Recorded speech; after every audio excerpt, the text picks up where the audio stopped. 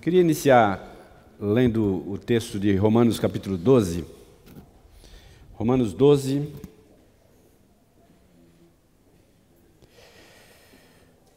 a partir do verso 9.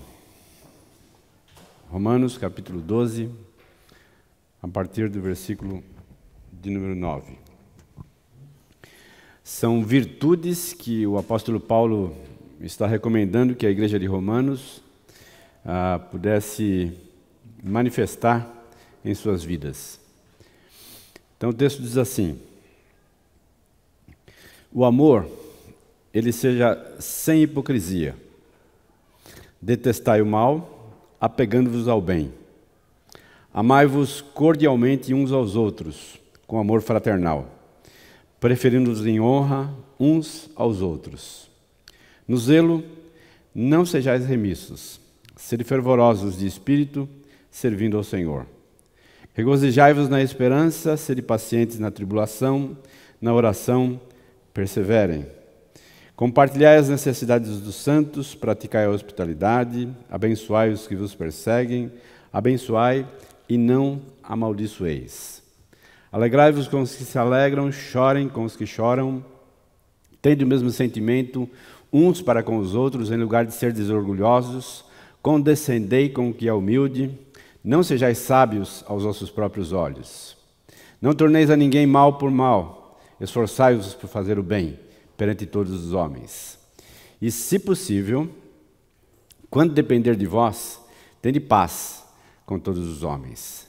Não vos vingueis a vós mesmos, amados, mas dai lugar à ira, porque está escrito: a mim me pertence a vingança, eu é que retribuirei, diz o Senhor. Pelo contrário, se teu inimigo tiver fome, dá-lhe de comer, se tiver sede, dá-lhe de beber, porque fazendo isto, amontoarás brasas vivas sobre a sua cabeça. Não te deixes vencer do mal, mas vence o mal com o bem. Vamos orar? Senhor, nessa manhã nós somos gratos ao Senhor. Gratos porque o Senhor nos despertou. Gratos porque pudemos ter toda a proteção necessária para uma noite tranquila de sono e de descanso. Obrigado pelo cobertor, obrigado pelo teto sobre a nossa cabeça, obrigado pelo alimento que o Senhor tem providenciado à mesa de cada um de nós, obrigado pela generosidade do teu coração, focando então na vida de cada um de nós. Somos gratos ao Senhor por isso. Mas somos gratos também, ó Deus, porque o Senhor não apenas nos alimenta fisicamente, mas nos alimenta também espiritualmente.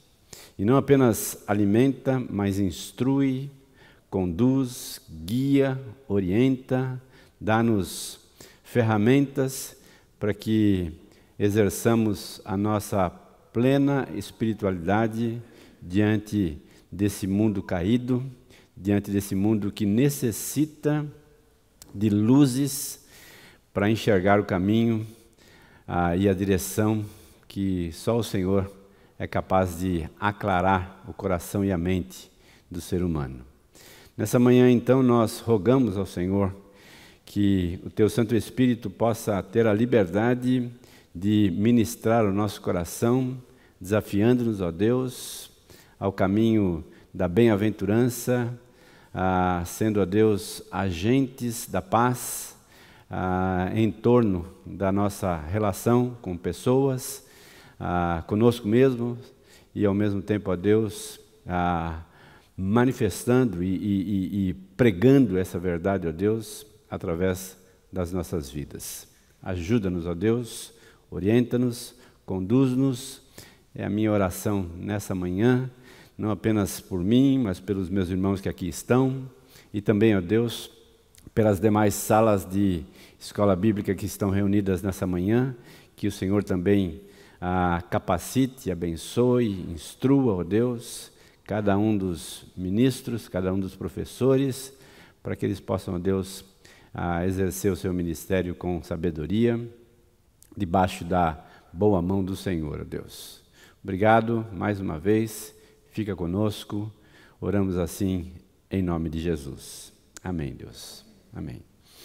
Muito bem, já estamos então chegando nos finalmente aqui da nossa exposição. É a nossa 7ª aula, falando então sobre os pacificadores. Bem-aventurados os pacificadores, e um desafio que nós vamos levar para a semana, para desafiarmos a nós mesmos a sermos capazes de manifestar essa qualidade, esse caráter de sermos gente da paz, pessoas que levam a paz aonde os passos de cada um de nós nos levam.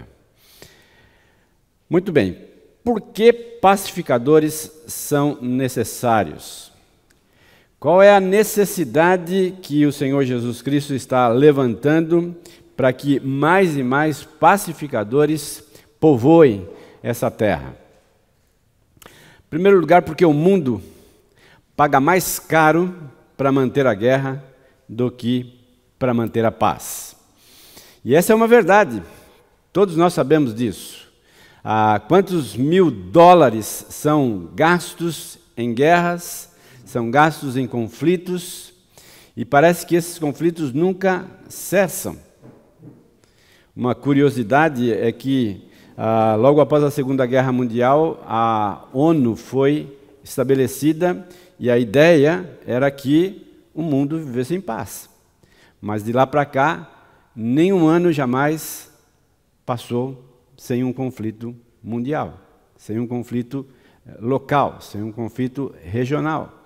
E é uma realidade. Nosso mundo ele está envolto na realidade da falta da paz e do estabelecimento da guerra.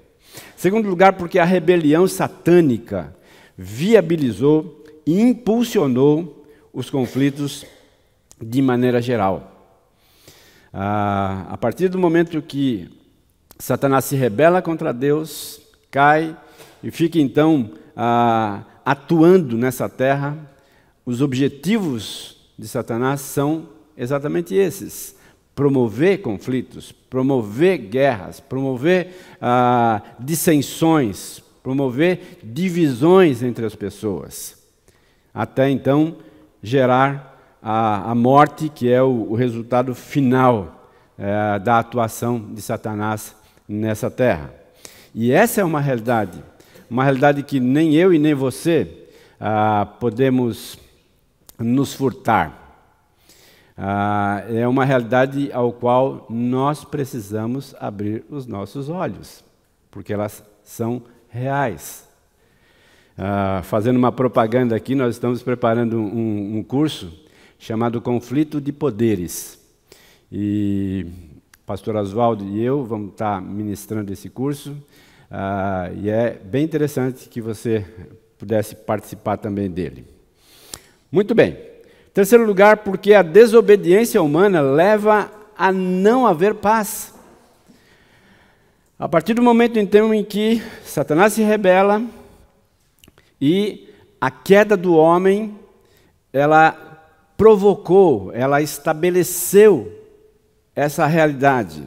Se você pontuar as realidades que o pecado trouxe, uma delas, sem sombra de dúvida, é a desconexão entre os homens, o conflito entre os homens, a guerra entre os homens, o confronto constante entre os homens. E essa é uma realidade que você vivencia na sua casa, que você vivencia no seu trabalho, que você vivencia na sociedade, que nós vivenciamos na igreja. É realidade. E nem eu e nem você pode tapar os olhos em relação a isso e dizer que não é verdade. Porque por mais que nós estejamos debaixo do controle da ação, da soberania do nosso Deus, há em nosso coração uma tendência pecaminosa de gerar conflito, de gerar guerra, de estabelecer a não paz entre nós, entre os homens. uma definição aí rápida. Paz é vista hoje como ausência de conflito ou contenda. Só que essa não é uma perspectiva realista, pois enquanto estivermos vivos nesse mundo, experimentaremos conflitos. Só no cemitério que os conflitos acabam. Não tem jeito.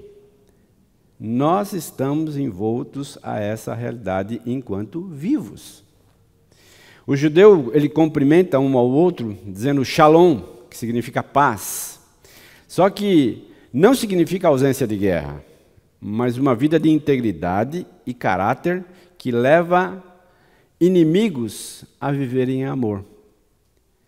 Gente que não tem nada a ver um com o outro, mas que é capaz de viver em amor, viver em unidade. Essa é a ideia desse shalom, dessa paz. Também uma outra expressão de shalom é que você possa receber toda a justiça, toda a bondade que procedem de Deus. Isto é shalom. Podemos entender então a natureza da paz de duas maneiras. A paz que une os homens em seus relacionamentos, e talvez essa aqui seja o mote principal da ideia em que o Senhor Jesus Cristo estava ventilando ali no que diz respeito às bem-aventuranças aos pacificadores, né? E também podemos entender a paz que transborda do coração humano que está em paz com Deus. Claro que nós entendemos que, inicialmente, quando a paz de Deus entra nos nossos corações, nós somos capazes, então, de sermos agentes da paz e trabalhando, então, com essa realidade no coração das pessoas. Então, uma coisa vai depender da outra. A minha relação com Deus vai depender da minha relação com as pessoas. A minha relação com Deus, de paz com Deus, é possível trazer, então, paz aos homens ou nos meus relacionamentos. A sabedoria bíblica lá do alto. Esse texto aqui eu acho que é bem emblemático. Tiago capítulo 3, versos 13 a 18. Quem entre vós é sábio e inteligente? Tiago pergunta. Mostrem mansidão de sabedoria, mediante com digno proceder as suas obras. Se, pelo contrário, tendes em vosso coração inveja, amargura, sentimento de facção, de divisão, nem vos glorieis disso, nem mintais contra a verdade. Interessante quando Tiago coloca essa última frase aqui, não mintam contra a verdade. Ou seja, não tentem tapar o sol com a peneira. Não tentem minimizar essa questão, porque ela não é capaz de ser diminuída diante das realidades às quais nós estamos vivenciando e que o pecado trouxe até o nosso coração. Essa inveja, amargura, sentimento de facção, né? Tudo isso. Esta não é a sabedoria que desce lá do alto. Antes é terrena, animal e demoníaca. Interessante que Tiago diz que vem da terra, mas vem também da atuação de Satanás. Vem então dessa abrangência ao qual Satanás, debaixo da soberania de Deus, atua nesse mundo, nessa terra. Pois onde há inveja, sentimento faccioso, aí há confusão e toda espécie de coisas ruins. Eu acho que você já experimentou isso em algum momento da sua vida, onde você percebe claramente que esse sentimento faccioso gera uma confusão tremenda. Essa é uma realidade bem presente em muitas famílias, foi uma realidade e ainda é uma realidade quando a gente pensa na questão, por exemplo, política do nosso país, onde as pessoas se dividiram, onde famílias se dividiram, onde amigos se distanciaram, onde essa facção se tornou tão evidente mediante a coisas menores, né? Que é, por exemplo, esse conflito, essa confusão gerada no meio político e que também trouxe para a sociedade essa realidade. A sabedoria, porém, lá do alto, é primeiramente pura, depois pacífica. Ou seja, a sabedoria de Deus, ela é pacífica. Ela traz paz. Indulgente, tratável, plena de misericórdia e de bons frutos, imparcial, sem fingimento. Interessante que Tiago, ele traz também algumas informações aos quais as bem-aventuranças trazem. Por exemplo, ele diz que essa sabedoria que vem lá do alto é pura. Bem-aventurados os puros de coração. Ele diz também que é pacífica. Bem-aventurados os pacificadores. Indulgente, tratável, plena de misericórdia. Bem-aventurados os misericordiosos. Né? De bons frutos, imparcial, sem fingimento. Ou seja, há uma conexão muito clara entre Tiago e o Senhor Jesus Cristo quando tratam desse tema.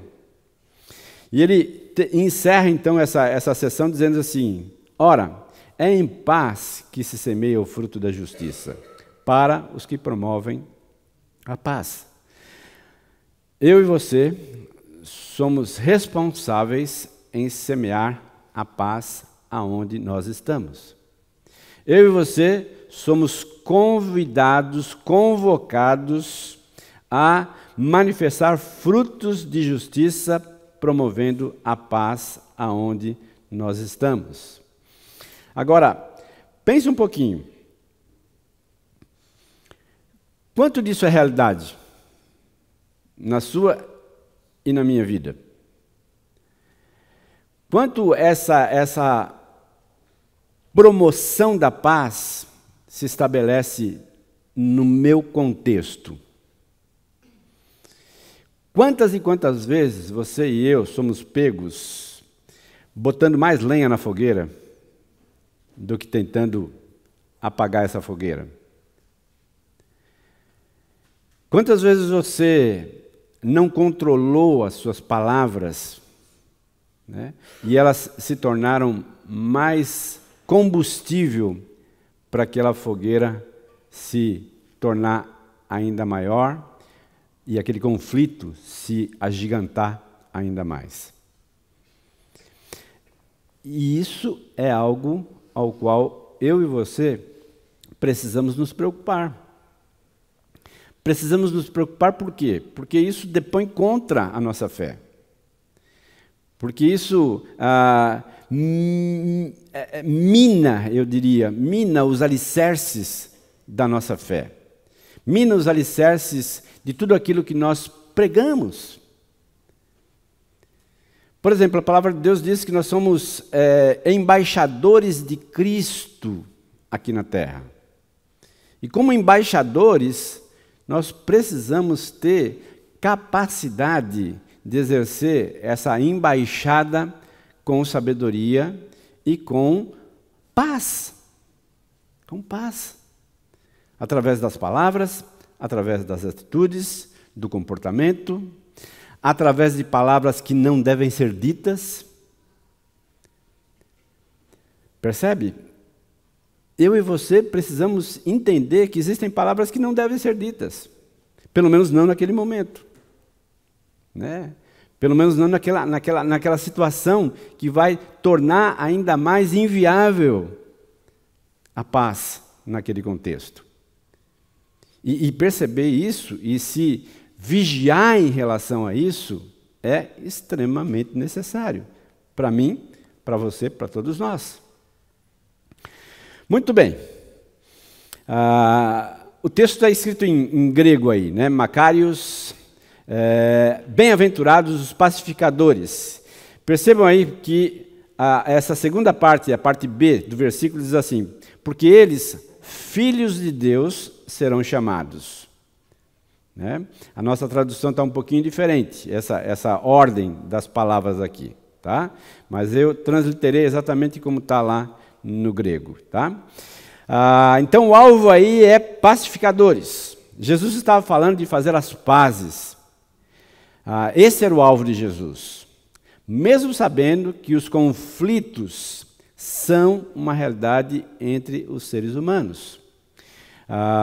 Eu diria, melhor ainda, é exatamente porque Jesus sabia disso, é que ele então trouxe essa compreensão de que a paz deve ser exercida, executada, levada adiante através de gente de caráter que pode então manifestar essa virtude. Por isso, a nossa investigação precisa ir à raiz dos conflitos entre nós. Ou seja, se eu quero trazer a paz, se eu quero ser um agente da paz, se eu quero ser um pacificador aonde eu estou, eu preciso entender e investigar aonde está a raiz dos conflitos entre os homens. Aonde a coisa pega realmente, né? Aonde os conflitos se manifestam. Porque não vai resolver muito eu ficar na superfície. Eu tenho que tirar isso com a raiz toda, porque senão vai voltar novamente na mesma situação. Eu costumo dizer o seguinte, que na escola de Deus, a gente não passa de ano se não aprender a lição. Na escola do mundo, você passa de ano de qualquer jeito, né? Mas na escola de Deus, você precisa aprender a lição para poder passar para um outro nível. É curioso como pessoas, elas continuam amargando as mesmas situações de 10, 20, 30 anos atrás. Porque elas não conseguem vencer aquela situação específica. E vira e mexe, elas voltam exatamente naquele mesmo ponto. E ao invés de avançar, elas retrocedem. Ou dá um passo para frente e 2 para trás. E assim sucessivamente. E aí a pessoa, então, não amadurece. Não se torna um ser amadurecido, capacitado. Né? Essa semana atrás eu estava conversando com um casal e eu estava dizendo para eles assim, como nós muitas vezes somos adolescentes no comportamento, mesmo tendo uma idade já mais elevada, mais adulta. Por quê? Porque nós paramos, né? Não avançamos, não nos desafiamos a crescer. A questão é que eu e você precisamos constantemente de desafios. E esses desafios, eles são necessários. Eles nos ajudam a crescer. Agora, quando eu me esquivo dos meus desafios, né, terceirizo eles, eu não avanço. Né? E aqui, então, é a nossa questão. Qual é a raiz? Gálatas 5,15, o apóstolo Paulo faz uma advertência muito grande. E uma advertência que a igreja dos Gálatas precisava, nós precisamos como seres humanos, nós precisamos como igreja, nós precisamos entender que essa é uma realidade.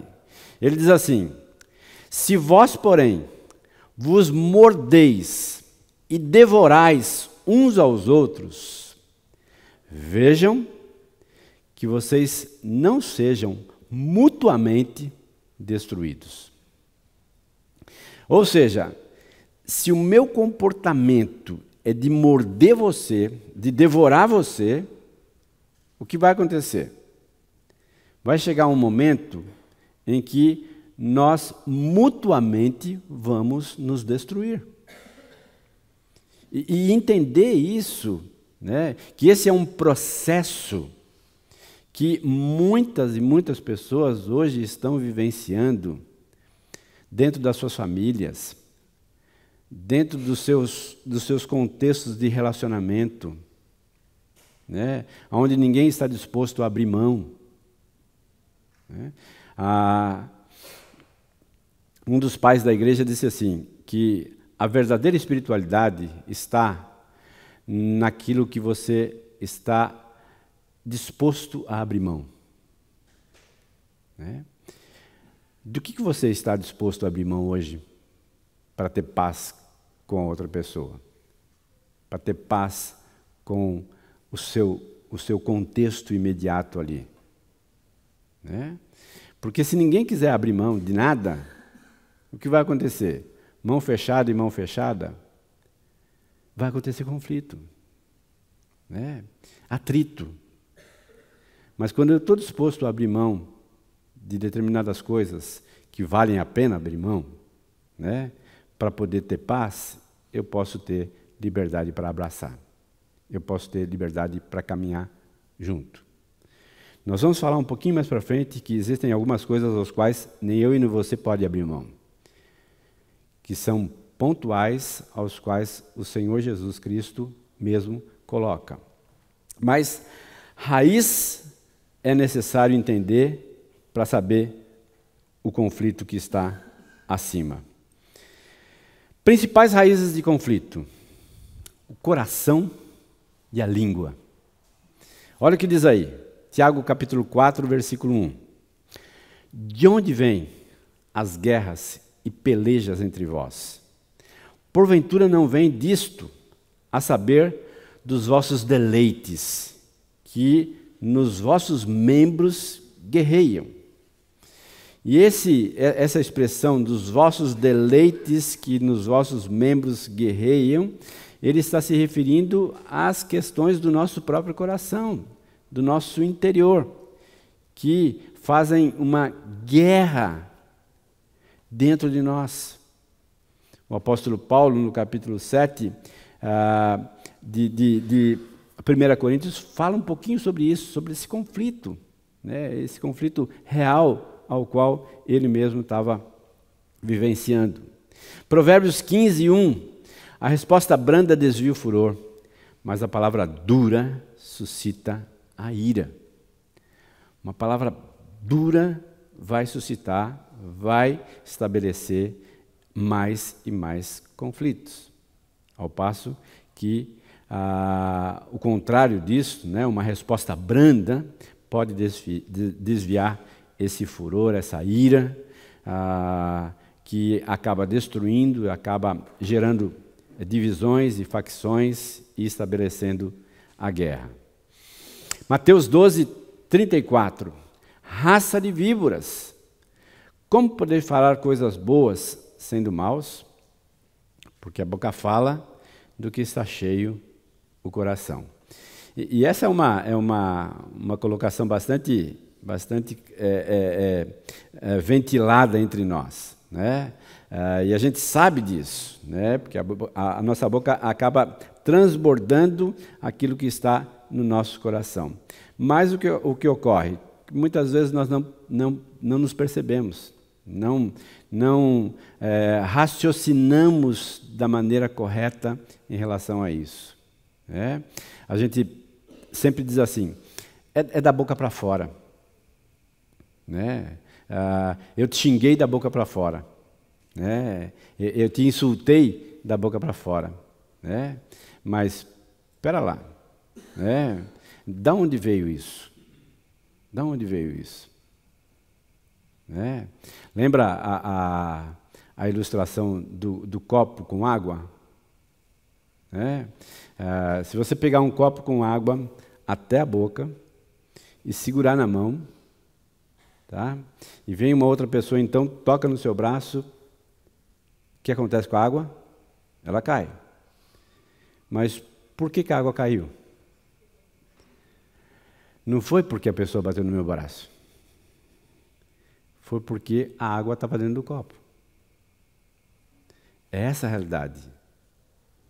Muitas vezes eu sou cutucado e falo coisas que não deveria falar, porque na verdade aquelas palavras já estavam lá dentro. Elas só encontraram uma oportunidade para se manifestar. Mas elas já estavam lá. Já estavam lá.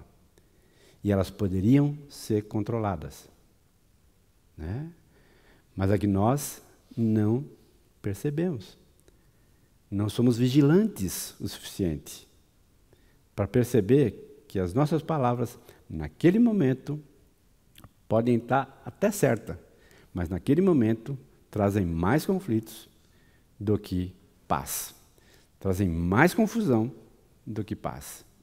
Né? Entender isso, vigiar isso, né, me torna então capaz de estabelecer a paz. Duas raízes necessárias de ser percebidas por mim e por você.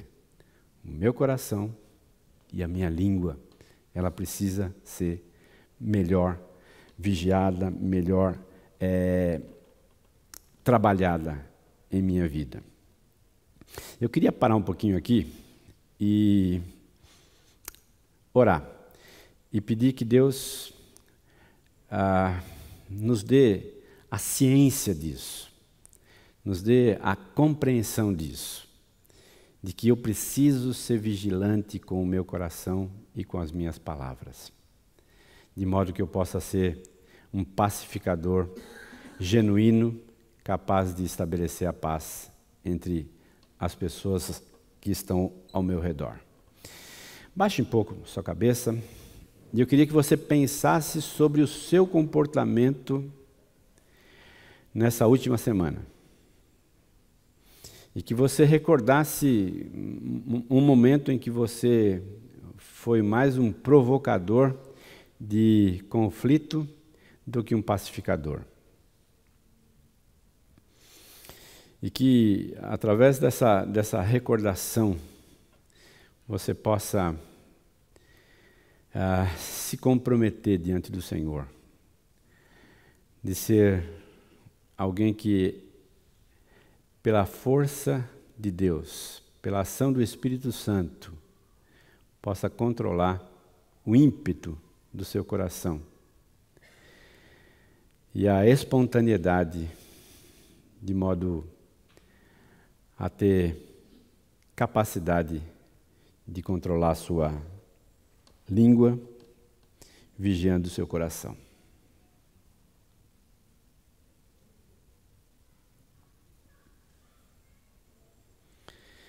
A resposta branda desvia o furor, mas a palavra dura suscita ira. Porque a boca fala do que está cheio no coração. De onde vêm as guerras e as pelejas entre vós?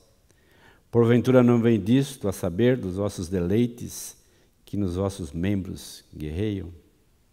Senhor, Tu sabes, Tu conheces o coração, a mente de cada um dos meus irmãos que aqui está. E Tu sabes, ó Deus, do quanto nós precisamos do Senhor, o quanto nós necessitamos da Tua graça e o quanto precisamos da ação do Teu Espírito controlando o ímpeto do nosso coração de falar além do que devíamos, de não controlar esses impulsos pecaminosos do nosso coração, que estabelecem mais conflitos, mais guerras, do que o estabelecimento da paz. Nos ajuda, Senhor. Precisamos, mais uma vez, do Senhor, para que esta bem-aventurança seja real nas nossas vidas. E não apenas um conceito, não apenas uma boa ideia, não apenas uma virtude a ser considerada, mas ajuda-nos, ó Deus, a manifestá-la nas nossas vidas, nos nossos relacionamentos, marido e mulher, pais e filhos, irmãos em Cristo, funcionários de uma empresa, através dos relacionamentos ali, ó Deus, que sejamos realmente agentes capazes de estabelecer a paz no meio e no contexto onde estamos, para que possamos ser vistos como filhos de Deus, como é a promessa dessa bem-aventurança. Ajuda-nos. Precisamos do Senhor. Em nome de Jesus. Amém, Deus. Amém, Senhor. Amém, Jesus. Muito bem. Tem uma situação bastante interessante expressa nesse texto aí. Mateus 26, 52. Então, Jesus lhes disse: embanha a tua espada, pois todos os que lançam mão da espada, a espada perecerão. O contexto dessa passagem revela que havia algumas outras espadas e armas envolvidas ali. Não era só Pedro que estava com arma, mas todos ali tinham armas. Revela ainda que o único a lançar mão da espada com violência foi um discípulo de Jesus. Um discípulo de Jesus. Que isso fique claro aí no seu coração. Esse então recebe uma repreensão do mestre. No verso 52. Embanha a tua espada, pois todos os que lançam a mão da espada, a espada perecerão. Logo aprendemos que, não importa a situação, nunca deveríamos recorrer à violência, porque geraria mais violência ainda. Mais violência ainda. E ainda fica evidente o coração de quem segura a espada e as motivações equivocadas. Lembra que a espada, ela foi empunhada por alguém. Ela estava na mão de alguém, na mão do apóstolo Pedro. E o apóstolo Pedro estava motivado equivocadamente para agir como agiu. E é essa a vigilância do coração que eu e você precisamos ter. Questionando as motivações do nosso coração. Porque grande parte dos conflitos aos quais nós nos envolvemos tem uma motivação por trás. E se eu não sou capaz de questionar essa motivação, ela então se torna o fator motivacional, ou seja, o impulsionador das minhas ações. Mas quando eu sou capaz de questioná-las se elas são legítimas efetivamente, se elas têm um lastro de legitimidade para agir da maneira que eu estou agindo, aí então nós começamos a caminhar por um caminho mais sábio, com mais sabedoria, com mais cautela, com mais indulgência, a partir daquela realidade de Tiago falando sobre a sabedoria. Não permitindo que a sabedoria terrena se torne real. Aqui nós vemos Pedro cheio da sabedoria terrena, né? Desejoso de proteger o mestre, para que os fundamentos pudessem se estabelecer. Mas eram todos equivocados. Não estavam dentro do plano de Deus, não estavam dentro da agenda de Deus. E entender isso me torna capaz de agir de forma mais sensata. Lembre-se, nem eu e nem você podemos desvirtuar a agenda de Deus.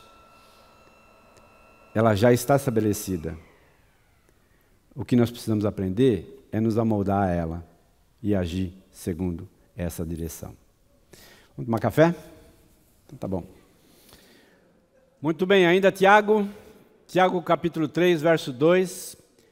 Porque todos tropeçamos em muitas coisas. Se alguém não tropeça no falar, é perfeito varão, capaz de refrear também todo o corpo. Tiago 3:2. Tiago aqui, ele reconhece essa realidade. Ele reconhece o nosso tropeço nas nossas palavras e a dificuldade que temos de refrear isso.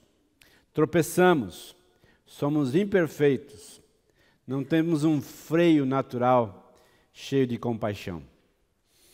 Tiago 3:5. Assim também a língua, pequeno órgão, se gaba de grandes coisas. Vede como uma fagulha põe em brasas tão grande selva. Basta uma fagulha, partícula incandescente que se solta de um corpo em brasa para colocar tudo a perder. Nós estávamos conversando ali agora a respeito dessa realidade. Eu estava dizendo que quando eu pastoreei em Minas Gerais durante 15 anos da minha vida, nós, junto com a associação, fomos mediar várias situações de conflitos entre igrejas. E uma em particular ficou marcada na minha memória, que foi uma situação em que nós chegamos até a igreja e percebemos assim claramente, né, que a igreja ficava de um lado da rua e em frente à igreja ficava um boteco. Mas um boteco daqueles bem frequentado mesmo, né, com muitas pessoas, né? E estamos lá então na assembleia de mediação da situação. Daqui a pouco, uma palavra que um diácono disse suscitou uma situação que eu nunca tinha visto numa igreja. Um pegando cadeira e jogando no outro, né? Mas foi assim um fuzuê, né? E o boteco em paz, né? E o boteco em paz, né? Uma fagulha, uma palavra, uma expressão é capaz de suscitar uma situação de um conflito generalizado, né? E aí então, para você recolher essa fagulha, né, é muito custoso, é muito custoso. Por isso a necessidade de vigiar as nossas palavras, para que elas não se tornem fagulhas incandescentes capazes de colocar tudo a perder. Muito bem, vamos começar do começo. Faça perguntas ao seu coração. Questione o seu coração. Por exemplo, por que faço críticas injuriosas aos outros? Porque a minha tendência é agir dessa maneira. Porque busco diminuir as pessoas com os meus comentários. Porque usando ironia, usando essa sagacidade, ou até mesmo o humor velado, e que destrói a outra pessoa. Qual é o motivo do meu ressentimento por essa pessoa?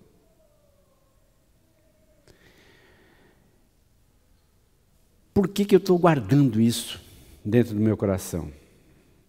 Porque continuo a nutrir rancor por essa pessoa, em vez de simplesmente perdoá-la, chamá-la para uma conversa, abrir mão e agir em função do estabelecimento da paz entre eu e ele. O que me leva a sentir inveja ou ciúmes dessa pessoa?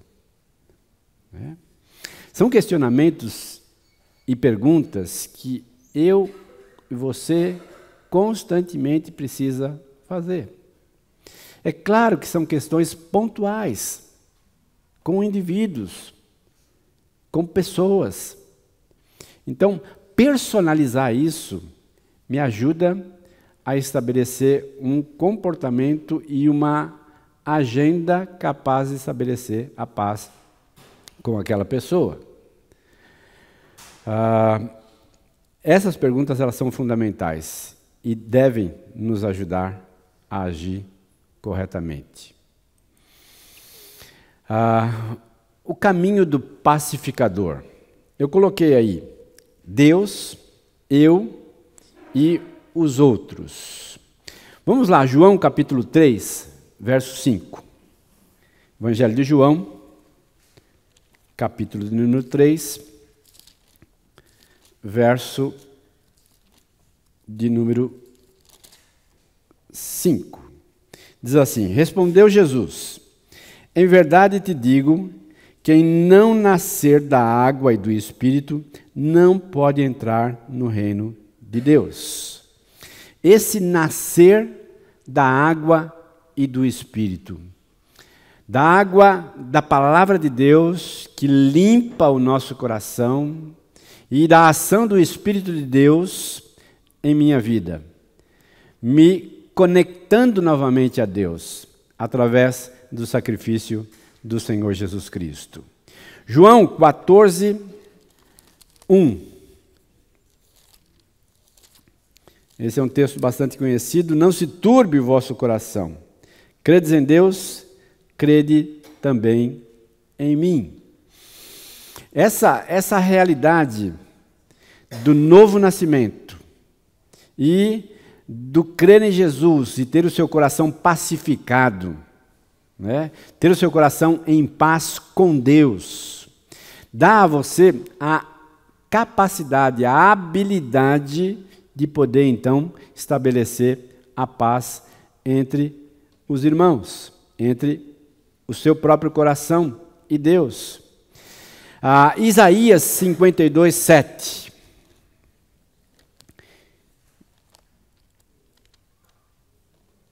Isaías 52, versículo de número 7. Que formosos são sobre os montes os pés dos que anunciam as boas novas, que faz ouvir a paz, que anuncia coisas boas, que faz ouvir a salvação, que diz a Sião, o teu Deus reina. Ou seja, a partir do momento que eu tenho paz com Deus, eu tenho então condição de estar em paz com Deus e poder então ser um anunciador dessa paz. Quando a gente fala assim de pregar o Evangelho, né, pregar as boas novas do Evangelho, nós estamos falando exatamente isso, pregar a paz. A paz entre aquele indivíduo e Deus. Mas é um agente que já foi pacificado, que é capaz então de levar essa mensagem. Por isso que é inconcebível, né, a alguém que não tem paz com Deus poder pregar o Evangelho genuinamente, né? Esse Evangelho, ele se estabelece pela realidade de vida ao qual eu experimento. E é por experimentar essa realidade de vida é que eu posso, então, levá-la adiante. Romanos 10, 15. Romanos capítulo 10, versículo de número 15.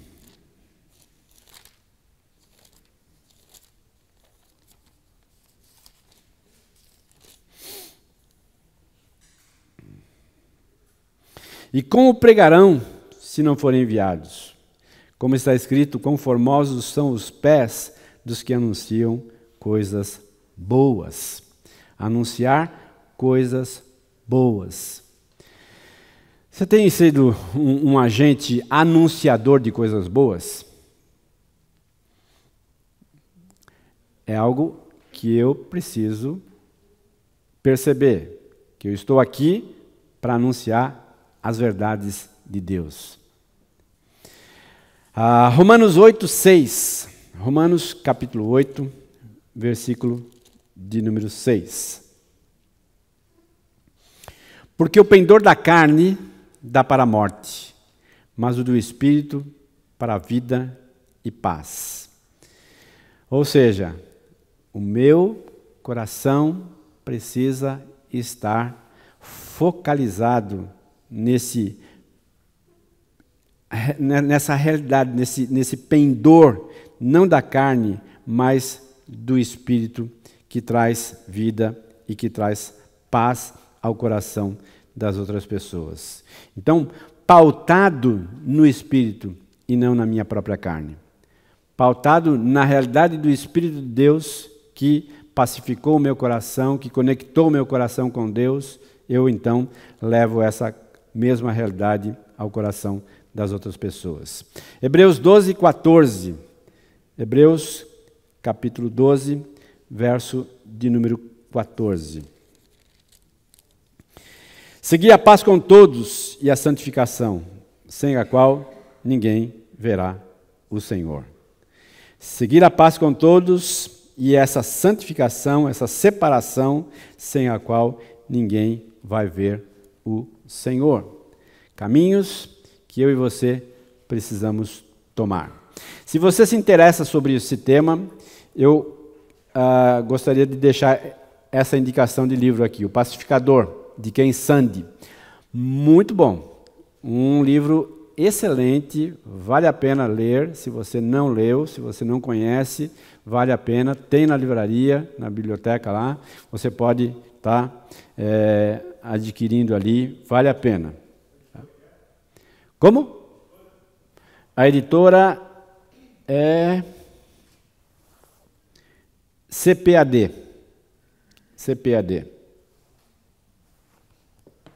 CPAD, O Pacificador. Ken Sande. Oi. Não sei se faz parte, se vai desviar muito do Tá. mas o que quer dizer que ninguém verá a Deus sem no versículo de Hebreus 12:14? Essa santidade ninguém verá a Deus. Tá. Eu posso considerar que uma vez salva, eu já me enquadro nos que verão a Deus? Ou não? Sim, eu acho que pode se classificar assim, né? Uma vez que você foi salva, lavada pelo sangue de Jesus, você está habilitada a essa realidade, né? E eu acho que também tem a questão de manifestar essa realidade de Deus aqui na Terra, para que, através da minha vida e do meu comportamento, as pessoas encontrem o próprio Deus, né? Ou seja, nós somos agentes de divulgação de quem é Deus, né? Dentro do contexto das bem-aventuranças, né? Quando ele diz lá, vocês são sal, vocês são luz, né? Eu acho que tem essa realidade também, né? Ou seja, a minha ação de temperar a vida das pessoas de bondade, de graça, de misericórdia, pode trazer à tona essa realidade da presença de Deus, né? E ao mesmo tempo iluminando, então, conduzindo essa realidade, tá? Qualificações dos pacificadores. Primeiro, ser constrangido pelo amor de Deus, pois o amor de Cristo nos constrange, julgando nós isto, um morreu por todos, logo todos morreram. E ele morreu por todos, para que os que vivam, não vivam mais para si mesmos, mas para aquele que por eles morreu e ressuscitou. Perceba nesse texto aqui de 2 Coríntios 5, 14 e 15, né? Porque ele morreu por todos, para que os que vivam, não vivam mais para si mesmos, mas para aquele que por eles morreu e ressuscitou. Ou seja, uma vez salvo, você já não pertence a você mesmo. Você pertence a Deus. E você precisa viver à luz dessa realidade, tá? Ser capacitado para promover a reconciliação e manter a união. Os textos aí de Atos capítulo 9, verso 17, e também de 2 Coríntios 5, 18, falando sobre o ministério da reconciliação, através do poder do Espírito Santo nas nossas vidas, nos capacitando a sermos promotores da reconciliação e da união. Tem uma frase aqui do Charles Swindoll, e eu coloquei aqui, que eu acho que é bem interessante. Os pacificadores, eles reduzem a tensão, não intensificam. Os pacificadores buscam soluções e não encontram prazer em discussões. Acalmam as águas em vez de agitá-las. Trabalham duro a fim de evitar que uma transgressão ocorra. Eles se esforçam para resolver o problema. Os pacificadores baixam a voz em vez de erguê-la. Geram mais luz do que calor. Bem-aventurados sejam estas almas de grande coração. Precisamos mais delas nas fileiras da fé. Temos guerreiros mais do que suficientes pessoas que estão prontas a atacar. Gostei dessas colocações do Swindoll aqui, né? Descrevendo o pacificador como aquele que reduz a tensão, né? Que busca a solução ao invés de discussão, né? Que acalma as águas ao invés de agitá-las ainda mais, que trabalha duro para evitar a transgressão, se esforça para resolver as questões e os problemas que podem gerar conflitos ainda maiores. Uma coisa que a gente precisa ficar atento é que a guerra ela não começa com toda a intensidade, mas ela começa com pequenas situações não resolvidas, pequenos conflitos não resolvidos. Quando você trata, por exemplo, com o divórcio, né, um casal se divorciando, você percebe claramente que o divórcio ele foi se agigantando naquela relação. Mas ele começou pequenininho, uma situação não resolvida aqui, outra ali, e, consequentemente, se tornou algo tão grande ao ponto de chegar ao divórcio mesmo, né? Então, perceber nas pequenas coisas, né? Não deixá-las sem uma resolução saudável, né? Para que elas não se tornem, então, tão grandes, capazes de destruir e de causar facção aí, tá? Bom, conceitos importantes aqui, né? O Bonhoeffer, ele trouxe para nós, na teologia, o conceito de graça barata. O que é graça barata? É a pregação do perdão sem arrependimento do pecador, é o batismo sem disciplina eclesiástica, é a comunhão sem confissão de pecados e é a absolvição sem confissão pessoal. Esse é o conceito de graça barata, né? Jesus trouxe essa ideia de paz barata.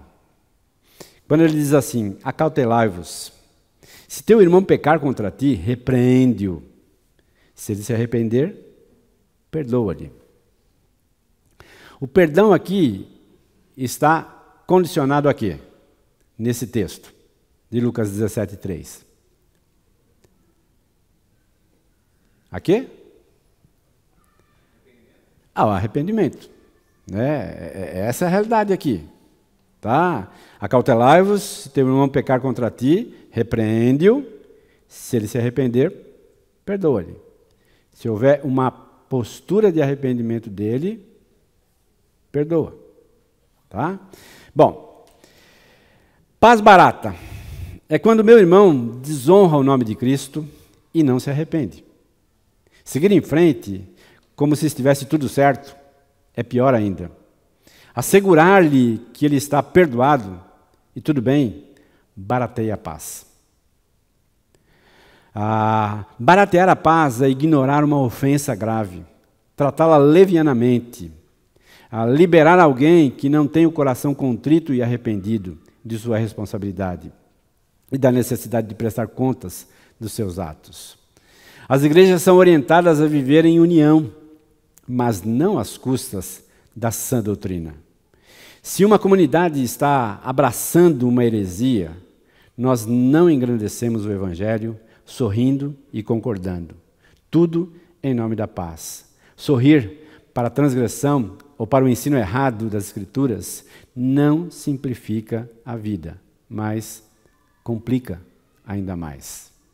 Quando Cristo abençoou os pacificadores, estava exaltando o valor de fazer tudo o que pudermos para manter a harmonia e apoiar a unidade.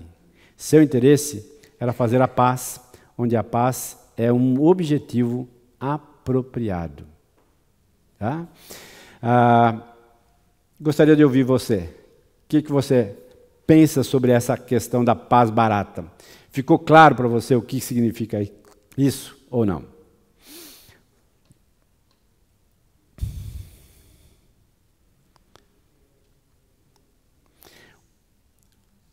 O silêncio significa o quê?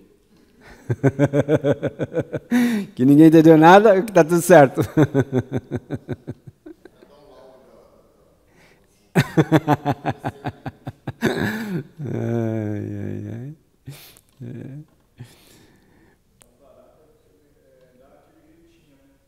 É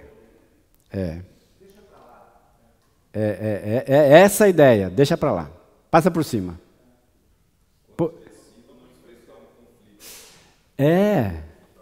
Exatamente essa, né? Ou seja, o indivíduo está dizendo assim, não vou entrar nessa briga, né? Então deixa para lá, passar panos quentes, né? Sim.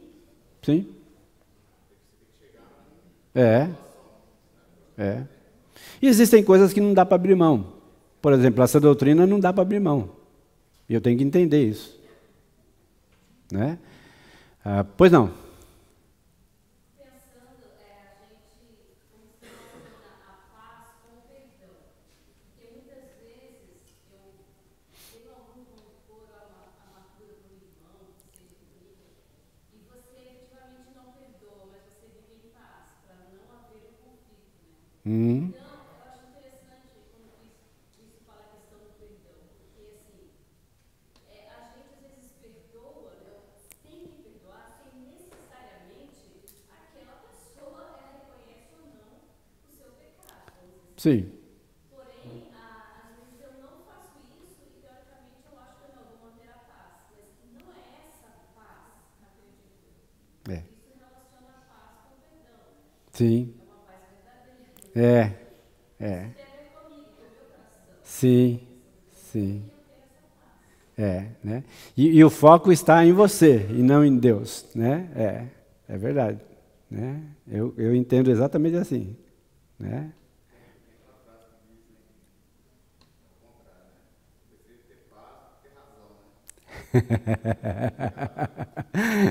Faz sentido, né? Mas será que é assim? Né? Né? Muito bem, então. Pois não.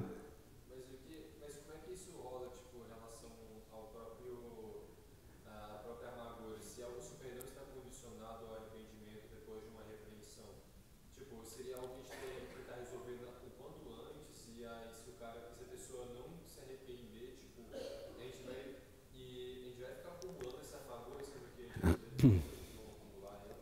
Então, tipo, como é que seria? Como perdoar, mas não guardar amargura, mas como isso funciona? Né? Lembra o seguinte, né, que o perdão, ele deve ser oferecido, mas nem sempre ele vai ser aceito pela outra pessoa. E entender isso me isenta dessa realidade da amargura, né? Porque eu já ofereci perdão. A outra pessoa simplesmente não aceitou o meu perdão. Mas a minha caminhada já foi feita. Então, eu não preciso carregar essa amargura no meu coração.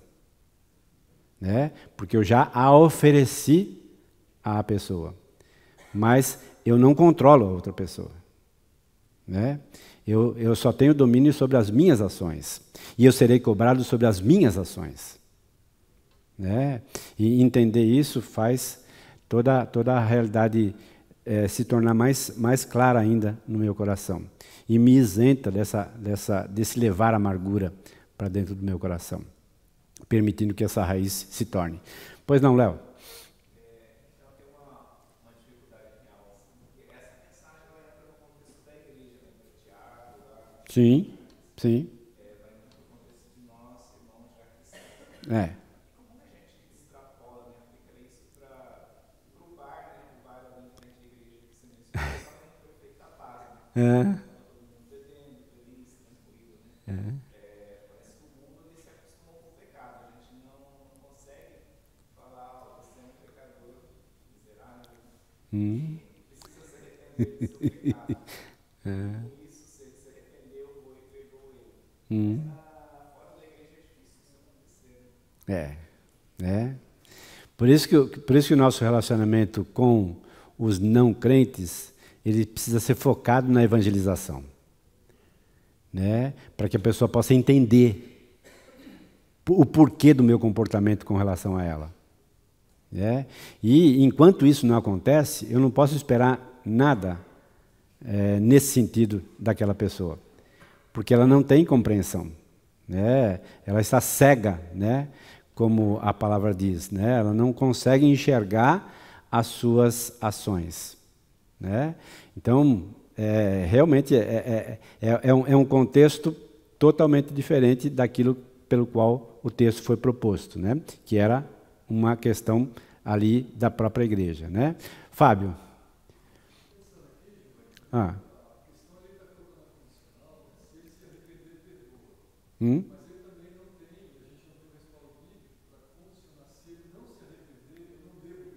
Sim.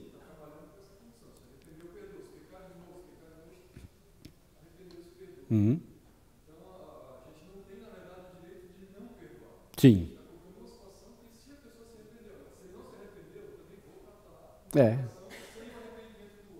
Sim, sim. O oferecimento do perdão está lá, né?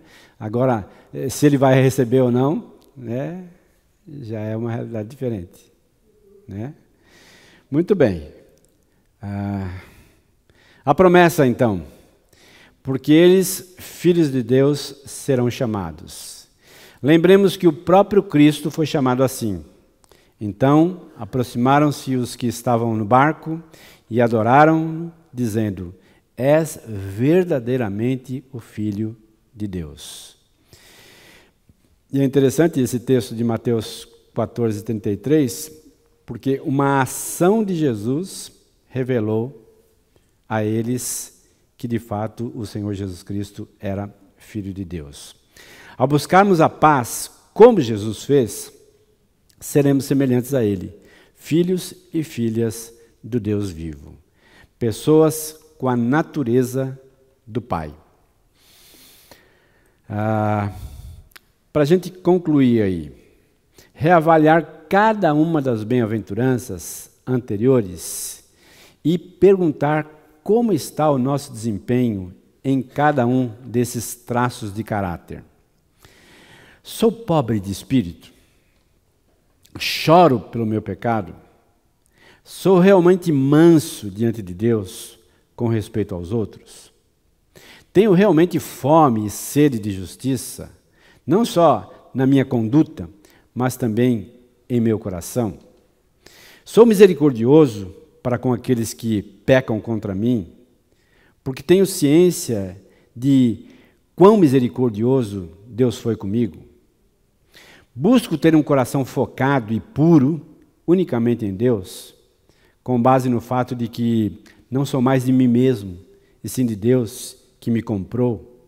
E se realmente sou propriedade de Deus, será que realmente importa como sou tratado? Porque isso é problema de Deus e não meu. Essa questão eu acho que é tão significativa, né? Ou seja, eu sou propriedade de Deus. Se alguém está me maltratando, está maltratando o próprio Deus. E a vingança não pertence a mim, mas a Deus. E ao me entregar a Ele nessa questão, eu abro espaço para que o próprio Deus haja naquela situação. Reavaliar, então, cada uma dessas bem-aventuranças nos ajuda a chegar a esse patamar de ser bem-aventurados por ser um agente da paz. Um desafio da semana, então. Busque meios de promover a paz através das palavras. Pregue o evangelho da paz. Guarde o seu coração e a sua mente das artimanhas de Satanás. Assuma as responsabilidades de ser um verdadeiro filho de Deus. Primeiro, aceite o nome do Pai. Segundo, demonstre na aparência e no caráter alguma semelhança com o Pai. Ame o Pai, obedeça ao Pai, sirva o Pai de coração. São esses os desafios que eu quero deixar com você. Pregue o Evangelho, porque o Evangelho é da paz. Guarde o seu coração e a sua mente das artimanhas de Satanás. E assuma as responsabilidades de ser um verdadeiro filho de Deus. Vamos orar?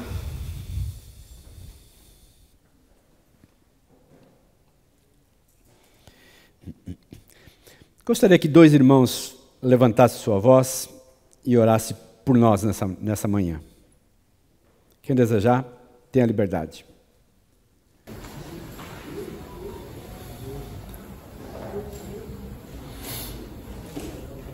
Querido Deus e Pai, te louvamos, te agradecemos pela palavra que o Senhor trouxe aos nossos corações, através do nosso irmão aqui. Obrigado pelo tempo que se dispôs a preparar, com tanto amor, para nos abençoar, Pai.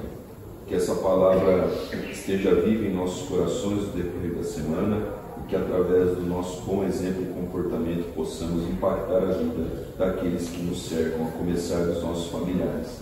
É no nome de Cristo que nós oramos e agradecemos. Amém. Amém, Senhor. Amém. Senhor Deus Pai, Senhor, nós te agradecemos por este momento que temos de reflexão e que a gente possa levar para nosso coração essa ideia, Senhor, só a tua paz é que nos preenche, só a tua paz é que nos pode satisfazer, Senhor. Que a gente compreenda que a paz do mundo é enganosa e que a gente não se deve basear nesses parâmetros, mas que o Senhor esteja nos colocando os parâmetros bíblicos e verdadeiros, Senhor. Que o Senhor nos guarde durante esta semana e nos ajude, Senhor, com as nossas dificuldades e com os nossos desafios. É que pedimos em nome de Jesus. Obrigado, Jesus, por mais esse tempo que o Senhor concedeu a nós. Obrigado por mais uma etapa em que chegamos. E continua conosco, ó Deus, nesse dia, que possamos ter um tempo abençoado junto aos nossos familiares, e que logo mais à noite possamos nos encontrar para cultuar o Senhor, adorar o Senhor em comunidade.